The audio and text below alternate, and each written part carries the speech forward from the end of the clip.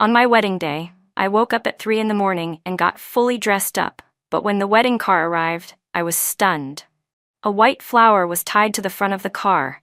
It looked exactly like a funeral car. Ethan's childhood sweetheart, Lily, was sitting in the passenger seat with tears filling her eyes. "Mia," she said, "I know today is supposed to be your big day, but my dad passed away from a heart attack yesterday. We had no choice but to turn your wedding car into the lead funeral car for today. Please don't be mad." Ethan let out a sigh and said, "Filial piety comes first. It hasn't been easy for her either." I looked at the two of them, forced a dry laugh, and said, "If you're really that filial, you should have carried your father to the cemetery yourself, instead of deciding everything behind our backs and turning someone else's wedding car into a funeral car." Ethan suddenly got angry when he heard that. "Mia, Lily is like my own little sister. Her dad is my dad. And as the daughter-in-law of the Cooper family, her dad is your dad too. Showing respect is what you should do. Can't you be a little more understanding?"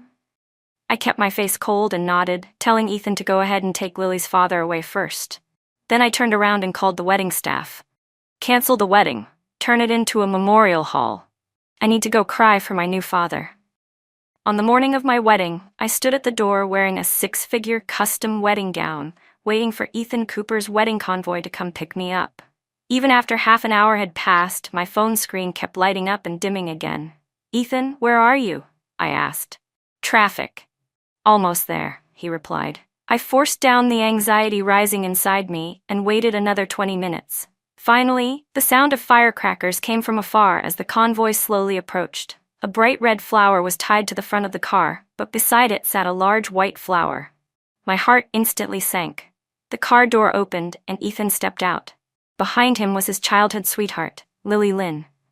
She was dressed in plain white, her eyes red and swollen. When she saw me, she forced out a smile that looked even worse than crying. "Mia, I'm sorry," she said with a trembling voice. "I know today is your big day, but my dad had a sudden heart attack last night." I stared at her school uniform, my mind going blank. "Mr. Lynn passed away last night, and he had to be buried today." Ethan took over the explanation, his tone frighteningly calm. "Lily has no relatives left. I can't just ignore her." I took a deep breath. "So you used our wedding car to take him to the funeral?" "The dead come first." "Mia, don't be so unreasonable," Ethan said, frowning, a trace of impatience flickering in his eyes. Lily covered her face and spoke through her fingers. "Mia, my dad's greatest wish when he was alive was to see Ethan get married. He said he wanted to leave while sitting in Ethan's wedding car." My gaze moved past them and into the car. The back seat was covered with a white cloth, and in the center sat an urn draped with black gauze. Inside my wedding car was the urn of a man I had never met. "Get in," Ethan said firmly. "We'll take Mr. Lynn first, then head to the hotel. There's still enough time. All the relatives from the neighborhood are already waiting at the burial site. We can't break our promise." I stood there as the wind lifted and lowered the hem of my wedding gown. "You want me to ride in a funeral car to my wedding?" "How is this a funeral car?" Ethan said, clearly dissatisfied. "We're just dropping him off on the way." Lily sobbed. "I'm sorry, Mia. This is all my fault. I can take a cab to the cemetery." "No," Ethan rejected immediately. "You can't go alone." Watching the way they interacted, I suddenly understood everything. "Ethan," I said quietly, "today is our wedding." "I know," he said, "but Lily just lost her dad. She's all alone. So she's more important to you than your fiancé?" Ethan's expression darkened. "How can you be this selfish? Lily grew up without a mother, and now she doesn't even have her father anymore." Lily tugged on his sleeve and whispered, "Ethan, don't say that. I shouldn't have bothered you." I gave Lily a cold laugh. "When exactly did your dad pass away?" "Last night at 11, she answered. "The hospital issued the death certificate." "And the funeral home managed to cremate him this fast?" I asked. Lily's face changed. Ethan snapped, "What are you implying? Are you accusing Lily of lying?" "I'm just curious," I said calmly. "Normally the process doesn't move this quickly. They made an exception," Ethan said. "Her dad had connections while he was alive." I nodded. "I see. Then tell me, what does her father have to do with me? Why must we use our wedding car?" "This is my wedding car, not your funeral car." Ethan's face instantly turned slate cold, and a fury I had never seen before burst from his eyes. Mia Fang, how can you talk like that? Lily's father treated me like his own son. He was my dad, and you're about to be my wife, so he's your dad too. Paying respects is your duty. Ethan's voice grew louder, pressing in on me. Lily pulled gently on his arm at just the right moment and said tearfully, "Ethan, don't say that. Mia has never gone through this kind of pain. She doesn't understand." Her pitiful expression made my stomach turn. I let out a laugh, fueled by anger, and pointed at her.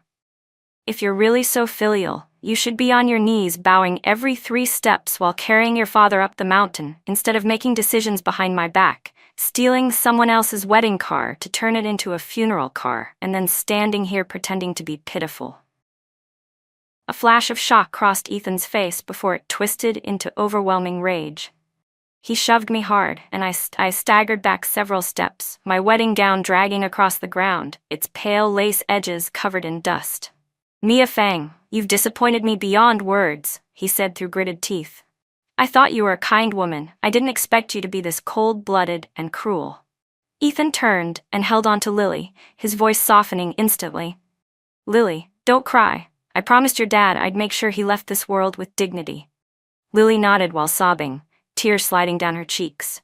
In that moment, I finally saw things clearly. He wasn't being kind. He simply valued Lily more than me. "Ethan, today is our wedding," I said, trying to keep my voice steady. "I know, but this is a special situation," he replied without even looking back. "Special enough to destroy our wedding? Is that what you mean? Do you have to be this unreasonable?" Ethan turned around, disappointment filling his eyes. "I just want to send Lily's father off one last time, and then we'll go to the hotel and have our wedding. Why can't you be a little understanding?" "I've been understanding for 3 years," I said. "Every time Lily had a problem, you ran to her first, and I never complained. But today is our wedding. Mia Fang, it's our wedding, and you're the one being selfish." Ethan roared, "Lily's dad just died. What is she supposed to do all alone? And what about me?" I shot back. "Your bride gets pushed aside on her wedding day. What am I supposed to do alone?" Ethan gave me his final ultimatum. "I'm going to count to 3. Either you get in the car, or you can find your own way to the hotel." Before I could answer, he stepped on the gas and sped away. My phone chimed with a new message. It was from Ethan. "I'll come over after I'm done. Don't throw a tantrum. We can't delay the wedding. You're already the daughter-in-law of the Cooper family. Lily's dad is your dad too. Showing respect is what you should do. Today is our big day. Be a little understanding? Sure." I ripped off my veil, threw it onto the ground, and crushed it under my high heels. Understanding, right? Filial, right? I grabbed my phone and called the wedding planner. "I need to change the wedding." Change it? Change to what?" he stammered. "A memorial service." The planner was so shocked he couldn't speak. "The groom's father died," I said slowly and clearly. "As the new daughter-in-law, I need to dress in mourning for my father-in-law." But, the hotel has already." "Not my problem," I cut him off. "You have 1 hour. I'll pay you 5 times the fee." I opened my phone and sent a mass message to the groomsmen group. "Tragic news. Ethan Cooper's father has passed away. The wedding is now a memorial service. Please come pay your respects." The moment the message was sent, the group exploded, but I ignored every question. Instead, I dialed a number I hadn't called in a long time. "Lucas Carter, our engagement goes into effect now." "Mia Fang, you finally made up your mind," the man on the other end said, amusement in his voice. "Golden Sands Hotel. Be here in 1 hour. No exceptions." "I'll be there." 20 minutes later, a line of black Bentleys slowly pulled up, forming a neat row in front of me. The door opened, and Lucas Carter stepped out. His suit was sharp, his expression steady as he looked straight at me. "You look terrible," he said. "Thanks for the compliment," I answered with a cold laugh. He took off his suit jacket and draped it over my shoulders with a natural familiarity, as if we had spent years together. "Let's go to our wedding," he said. I looked up at him. "You're not going to ask what happened?" "No need." He took my hand. "You chose me. That's enough." Inside the car, the moment I sat down, I finally broke down and sobbed. Lucas handed me a tissue without unnecessary words, simply holding my hand in silence. When we arrived at the Golden Sands Hotel, I realized the planning team worked fast. The banquet hall had been completely transformed. The festive red decorations had all been replaced with white and black. Morning music played softly, the atmosphere solemn. At the center of the stage hung a huge black and white portrait, Ethan Cooper's memorial photo, the one I'd thrown together using editing software. My parents were seated in the front row. When they saw me enter, my father gave me a small nod, and my mother looked at me with an expression that said, "You've finally come to your senses." The Fang family guests sat quietly as if watching a carefully orchestrated performance. The Cooper family's guests, however, looked at each other in confusion, whispering, unsure what to do. "Are you ready?" Lucas asked. "I've never been more ready." I held onto his arm and walked up the stage. Taking the microphone the staff handed me, I stood under the spotlight as the entire hall fell silent, every gaze fixed on me. "Thank you all for taking time out of your busy schedules to be here," I said, my voice unusually calm. "The original wedding has been canceled due to unforeseen circumstances. Today we gather here to mourn the passing of Mr. Cooper, Ethan Cooper's father." A wave of shock rippled through the crowd. I continued, "Although Mr. Ethan Cooper is still alive, his filial devotion has moved the heavens. Because of his new father's death, he is overcome with grief, so devastated by filial piety that he will surely be sad enough to want to follow his new father into the afterlife. So I simply helped him prepare in advance." The moment the Cooper family heard my announcement, their faces turned ghostly pale. Ethan's real father shot up from his seat, pointed at my face, and demanded, "Mia Fang, what do you mean by this? I'm sitting right here, alive and well, and you're saying I'm dead?" I smiled as I stepped down from the stage and walked up to him. With a sweet voice, I said, "Uncle, you've misunderstood. I was talking about my new father, not you." "What new father?" Mrs. Cooper stood up as well, her voice sharp. "She means Lily's father." I pulled out my phone and showed them the message Ethan had sent me. "Your son said it himself. Lily's dad is his dad, and also my dad. As his daughter-in-law, of course I need to fulfill my filial duties." Mr. Cooper snatched my phone and read the message. His face turned steel gray. "What does this mean?" "Exactly what it says," I replied innocently. "Your son said I'm the Cooper family's daughter-in-law, that Lily's father is also my father, and that it's only right for me to be filial. So I changed the wedding into a memorial service. Isn't that being considerate?" Mrs. Cooper was shaking all over with anger. "Nonsense. This is complete nonsense." "How is it nonsense?" I countered. "Your son told me to be understanding. Isn't this exactly that?" Lucas Carter stood beside me, gently holding my hand, giving me strength. Mr. Hatt and Mrs. Cooper were so furious they couldn't even speak. The Cooper relatives were all whispering among themselves. My father walked over and patted my shoulder. "Mia, that's enough, isn't it?" "No, Dad, not enough."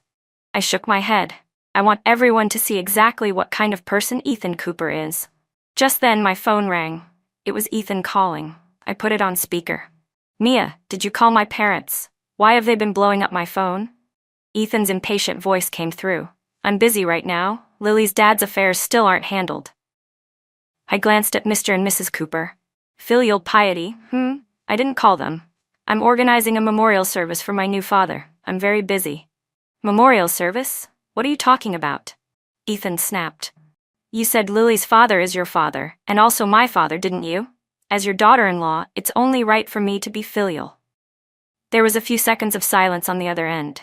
Then Ethan let out a cold laugh. "Mia Fang, are you done throwing your tantrum? I know you're upset, but acting like this is childish." "How am I childish? I'm being filial, aren't I?" "That's enough." Ethan's voice rose. "If you don't calm my parents down right now, this wedding is off." I laughed. "You don't have to say it. The wedding is already done, just not with you." "What do you mean?" "Exactly what it sounds like." Right before the call disconnected, I heard Lily's soft voice in the background. "Ethan, what's wrong?" Ethan's voice immediately softened. "Nothing. Don't worry, she's just being dramatic. She can't live without me." I hung up and handed the phone to Mr. Cooper. "You heard your son's true colors yourself." His face went from iron blue to ashen gray. Mrs. Cooper clutched her chest and sank back into her chair. Half an hour later, Ethan Cooper and Lily Lynn finally arrived at the hotel. The moment they stepped through the door, we heard the morning music drifting out from the banquet hall. What kind of unlucky noise is that? Ethan Cooper frowned and stopped a staff member. Excuse me, where's the wedding hall? The staff member looked confused. Sir, there's no wedding today. You must be mistaken. The only event here is the memorial service for Mr. Ethan Cooper's father. The moment Ethan heard that, his face changed drastically. He grabbed the staff member by the collar. What did you say? Whose memorial service? Startled by his sudden fury, the staff member's face turned pale. Please don't get angry, sir. It's the memorial service for Mr. Ethan Cooper's father. The hall has already been set up. Bullshit, my dad is perfectly fine. Ethan clenched his fists so tightly he was about to punch the man. Lily Lynn rushed to pull him back. Ethan, don't, it must be Mia's doing. The staff member took the chance to break free and backed away quickly. It really is a memorial service? You can go inside and see. I'm not lying. Ethan shook off Lily's hand and stormed toward the banquet hall. The moment he pushed the door open, the morning music hit him full force. What should have been a joyful wedding venue was now somber and solemn, covered in white flowers, black drapes, and a full memorial setup. But what shocked him the most was the massive black and white portrait displayed at the center of the stage, his own memorial photo. Ethan's face went from furious red to horrified white, then to a deep, humiliated purple. Lily saw it and let out a sharp, piercing scream. Mia Fang, you crazy woman! How dare you curse Ethan to die? Standing atop the stage, I looked down at them, the corner of my mouth lifting slightly. Ethan snapped out of his shock, rage flooding his eyes as he charged toward the stage like a madman. But before he was even halfway there, 2 bodyguards in black grabbed him like he was a stray cat and held him in place. Let me go. Mia, get down here. He thrashed wildly, like a fish flopping out of water. I walked leisurely to the edge of the stage. Mr. Cooper, please watch your behavior. We're in the middle of a memorial service. What are you screaming about? I told you I'd come back, didn't I? Ethan roared, his voice twisted by anger. And I've been waiting for you, I replied with a smile. Your father died. As your daughter-in-law, I personally handled all the arrangements. How virtuous of me. The entire hall erupted into laughter. Some guests even laughed until tears came out. Ethan's face turned the color of pig liver, his eyes full of disbelief. Mia Fang, you're insane. My dad is sitting right there. He pointed at his real father in the front row. That's your biological father, I said calmly. I'm talking about your heart father, Lily Lynn's dad. Didn't you say he was your father too? And my father as well? As the dutiful daughter-in-law, I naturally need to show my filial piety. Ethan opened his mouth but couldn't say a word. He had no idea how to refute it. That was when he finally noticed Lucas Carter standing beside me, and our hands interlocked. Mr. Carter? You too. Ethan's voice suddenly went dry. Lucas pressed a button on the remote. Instantly, a huge image appeared on the big screen, a photo of a marriage certificate. Our names and photos were displayed there clearly. Mr. Cooper, this is my wife, Lucas said calmly. Please show some respect. But his words made the entire hall fall silent. Ethan's legs went weak. He could barely stand. Impossible. Mia Fang, you love me. You're just trying to get back at me. You want me to beg you. Beg me? I let out a cold laugh. Ethan Cooper, you think you deserve that? Lily hurried to support the staggering Ethan and glared at me with hatred. Mia Fang, you've gone too far. Ethan has always treated you so well, and you secretly went to marry someone else behind his back? Treat me well? I stepped down from the stage and slowly walked toward them. Yeah, so well that he abandoned me on the side of the road on our wedding day. So well that he used my wedding car to deliver another family's dead father. So well that he told me another woman was more important than me. I sneered. That kind of good is something I truly can't handle. Ethan's face turned white. I just wanted to give Mr. Lynn a proper send-off. And are you done sending him off? I cut him off. If you're done, then get out. This venue is about to become the wedding hall for me and my husband. You can't do this. Ethan suddenly screamed hysterically. We're about to get married. You can't betray me. Lucas Carter took a step forward, standing protectively in front of me. Mr. Cooper, watch your words. The word betrayal fits you much better than her. I continued walking toward Ethan. A flicker of panic flashed in his eyes, though he tried desperately to maintain his composure. Mia Fang, you can't treat me like this. We're about to get married. I let out a short, sharp laugh and slapped him hard across the face. The crisp sound echoed through the hall. Ethan's head jerked to the side, and a bright red handprint immediately appeared on his cheek. That slap is to wake you up from your delusional fantasy. Ethan covered his face, staring at me in disbelief. You dare hit me? When I loved you, you were a treasure, I said coldly. Now that I don't, what qualifications do you think you have to negotiate anything with me? I stepped even closer, my voice icy. Ethan Cooper, what do you amount to? Lily reacted instantly, lunging forward to shield him. Mia Fang, you've gone too far. Ethan has always treated you so well. I swung my hand again, another slap, sending her stumbling backward, blood appearing at the corner of her mouth. Shut up, you pathetic bitch. Lily cupped her face, tears welling as she looked pitifully at Ethan. Ethan, she hit me. Ethan snapped back to his senses, glaring at me. Mia Fang, are you insane? Lily's father just passed away and you still hit her?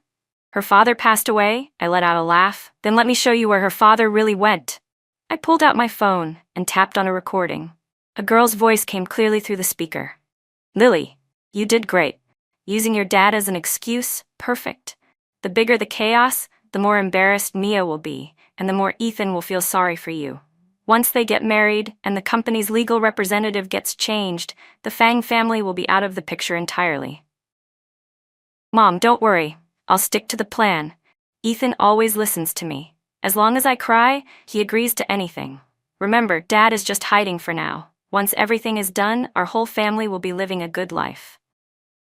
The recording ended abruptly. The entire hall went dead silent. Ethan's face drained of all color. He slowly turned to look at Lily. Lily, what is this supposed to mean? Lily's face turned as pale as ash, her lips trembling. Ethan, I can explain. Explain what? I let out a cold laugh. Explain how your whole family has been scheming against me? Explain that your father isn't actually dead? Or explain how you plan to swallow up the Fang Corporation? Ethan shook his head over and over, disbelief in his eyes. No, impossible. Lily would never lie to me. The recording was given to me by a distant relative of yours, I said, staring straight at Lily. Someone your family has bullied for years. He said he's sick of watching your family suck everyone else dry. Lily's expression twisted instantly, and she screamed, You're lying. That recording is fake. Fake, I scoffed. Then why don't we go to the police station and have it verified, and while we're at it, we can check where your father really is. Ethan finally snapped back to reality. He grabbed Lily's wrist hard. Lily, tell me this isn't true. Lily struggled violently, trying to break free, but Ethan's grip didn't loosen. A flash of viciousness crossed her eyes before she suddenly switched to a pitiful expression. Ethan, you're hurting me, answer me. Ethan roared. Startled by his fury, Lily's facade shattered and her true nature surfaced. Ethan Cooper, who do you think you are? Without me, could you even get close to the Fang family? Could you even dream of stepping into the Fang Corporation? You're nothing but a pawn to me. Ethan looked like he had been struck by lightning. His hand loosened. At that moment, my parents stepped out from the crowd. Only then did Ethan realize that my father was the very chairman of the Fang Corporation he'd been desperately trying to latch onto. Dad, Mom, I called softly. My father didn't even glance at Ethan. He simply told Lucas, Take Mia home. Ethan collapsed onto the floor, his face dead gray. Then he scrambled toward my father on his hands and knees before dropping into a heavy kneel that echoed across the hall. He grabbed my father's leg, tears and snot dripping everywhere. Chairman Fang, Dad, I was wrong. I'm really wrong. I truly love Mia.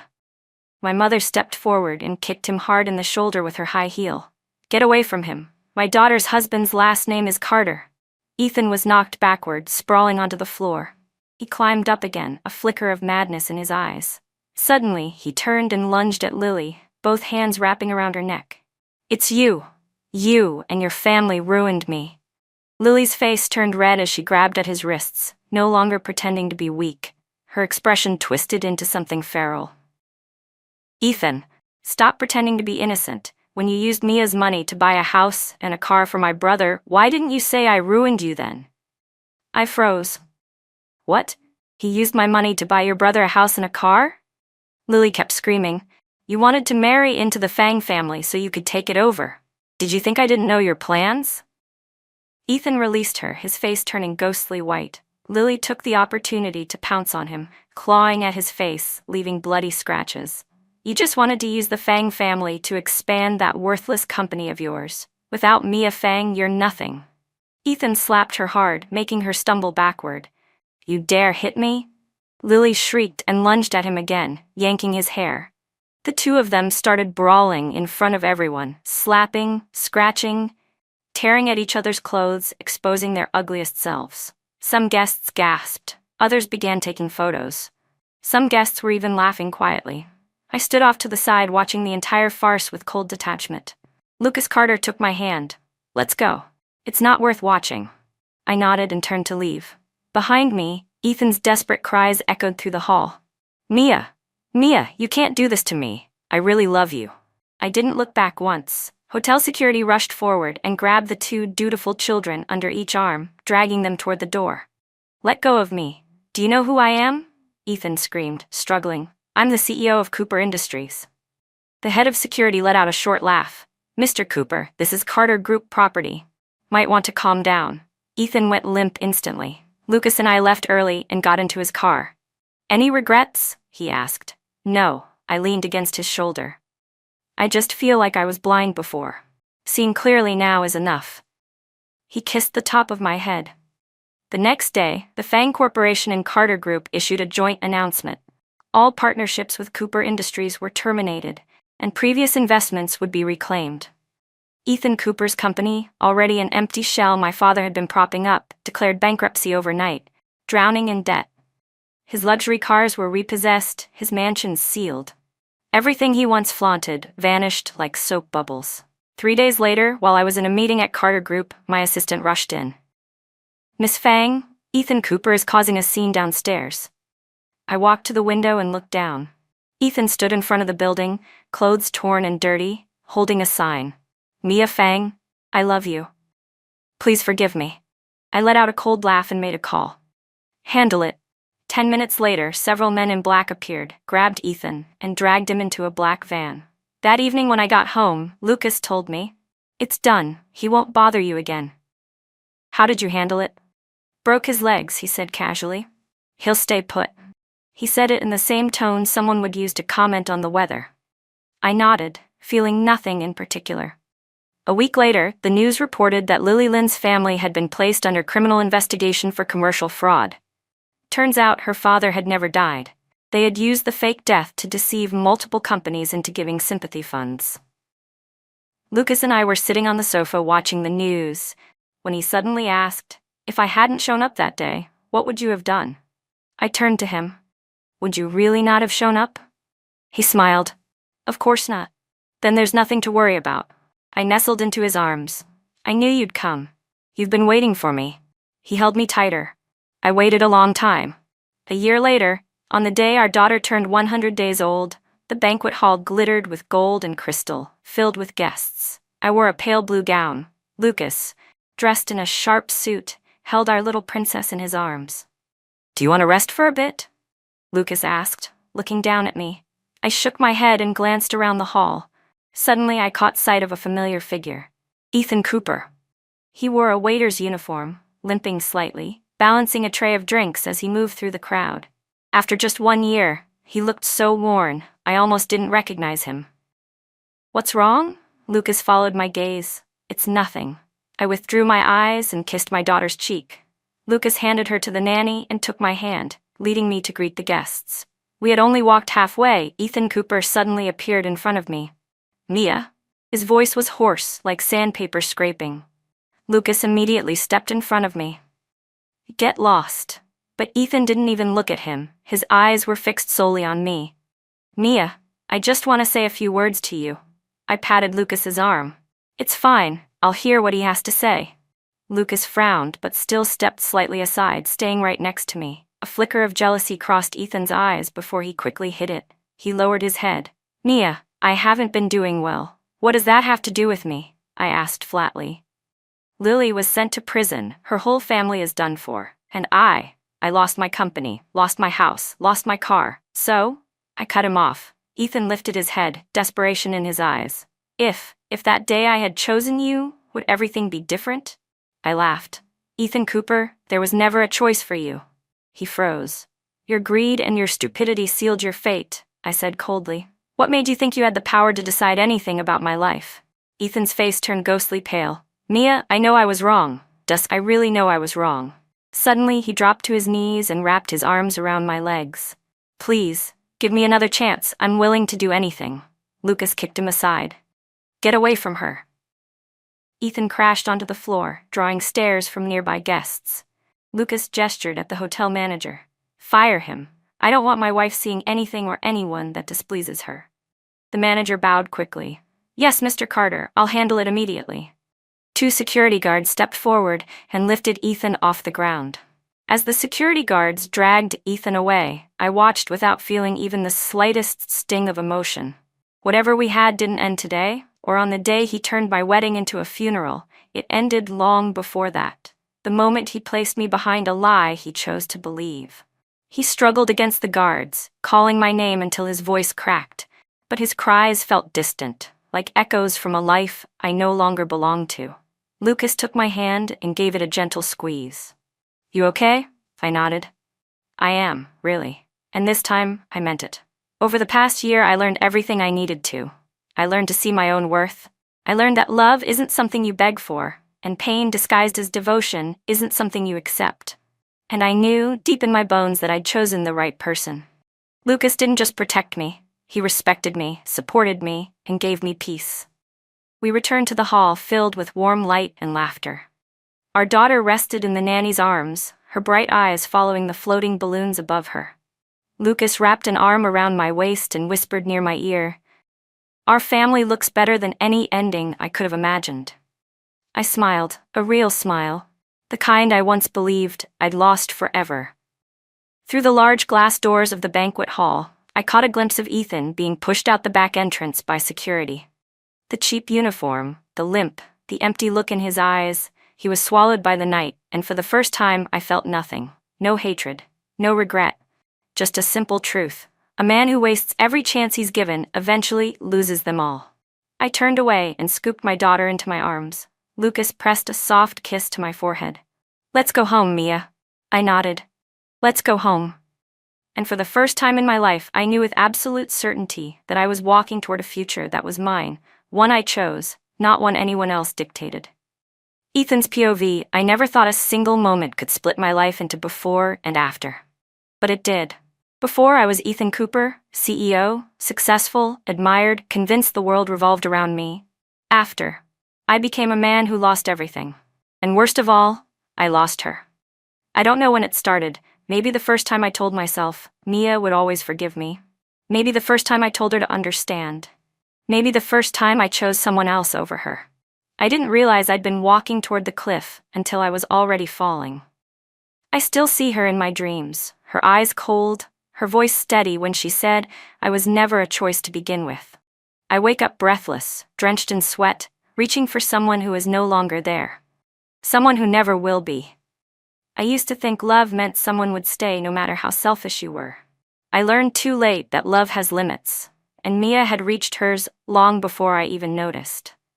When the guards dragged me out of the banquet hall that day, all I could think was, this can't be happening. She can't leave me. She can't. But she already had. Seeing her again a year later nearly killed me. Her in that pale blue dress, Lucas carrying their daughter, the future that could have been mine if I hadn't thrown it away with my own hands. She didn't even glare at me. She didn't hate me. She looked at me, like I was a stranger. Do you know what it feels like to become invisible to the only person who ever mattered? I do. I thought I was unlucky. But no, this was the fate I earned. Every decision, every betrayal, every time I told her someone else mattered more. It all led me here. I used to hate the limp in my leg, the uniform, the humiliation of serving drinks to guests who once respected me. Now, it feels fitting, almost merciful, because the truth is, the worst punishment wasn't losing my company. It wasn't losing my money, my house, or my pride. The real punishment was watching Mia build a life without me. A peaceful, loving life I never gave her because I was too blind to see she deserved it. Sometimes when the banquet hall is empty and I'm sweeping the floor alone, I stop and stare at the reflection in the glass, and I whisper her name. Not to call her back? I know that's impossible, but because forgetting how her name feels in my mouth would mean losing the last piece of her I have. If I could go back in time, I would choose her every single time. I would protect her, cherish her, love her the way she should have been loved. But life doesn't give second chances, not to men like me. So I carry her memory like a wound that never heals, a reminder of the woman I lost, and the man I should have been long before regret came too late.